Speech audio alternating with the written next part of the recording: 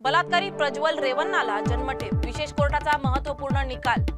ईशान किशन कर्णधार, विराट, शमी, आकाशदीपसह दिग्गजांना संधी, वैभव सूर्यवंशी राखीव खेळाडू म्हणून निवड। मालेगाव बॉम्बस्फोटात पीएम मोदी योगींना अडकवण्याचा कट होता, प्रज्ञा ठाकूरांचा खळबळजनक दावा।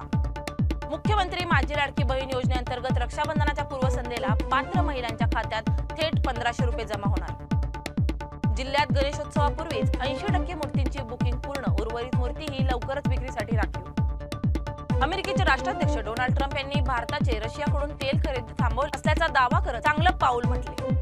काम वाकडं करून परत सरळ करणाऱ्यांची नोंद ठेवली जाते असे वादग्रस्त विधान करत दत्तात्रय भरणे यांच्या नव्या वादाला आमंत्रण। शेतकऱ्यांसाठी एक आनंदाची बातमी, पंतप्रधान शेतकरी सन्मान योजनेचा 20वा हप्ता आज लाभार्थ्यांच्या खात्यात जमा होणार।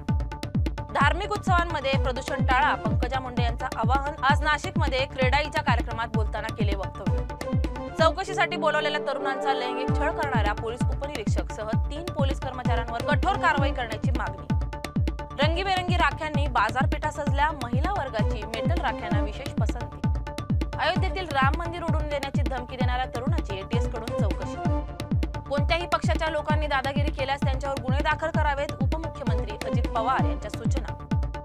जागतिक बुद्धिबळ स्पर्धा जिंकून भारताची मान उंचावणाऱ्या दिव्या देशमुखचा सन्मान म्हणून महाराष्ट्र शासनाने दिव्याला 3 कोटी रुपये देऊन तिचा नागरिक सत्कार केला। भारत लवकरच तिसरी सर्वात मोठी अर्थव्यवस्था होणार, मोदींचा विश्वास। शिंदे गटाला सोलापूरमध्ये मोठा झटका, संपर्क प्रमुख शिवाजी सावंतांचा राजीनामा, 11 पदाधिकाऱ्यांनीही दिली साथ। पृथ्वीराज चव्हाण यांच्या विरोधात बीडमध्ये जोरदार आंदोलन, हिंदू आणि भगवा या 2 गोष्टीवर केलेल्या वक्तव्यामुळे राज्यभर त्याचे पडसाद। पाकिस्तानचा ऑपरेशन महादेवर संताप, सिंधू कराराबाबत रडगाणं कायम। 33 वर्षाच्या कारकिर्दीत शाहरुख खानला राष्ट्रीय सर्वोत्कृष्ट अभिनेता पुरस्कार जाहीर।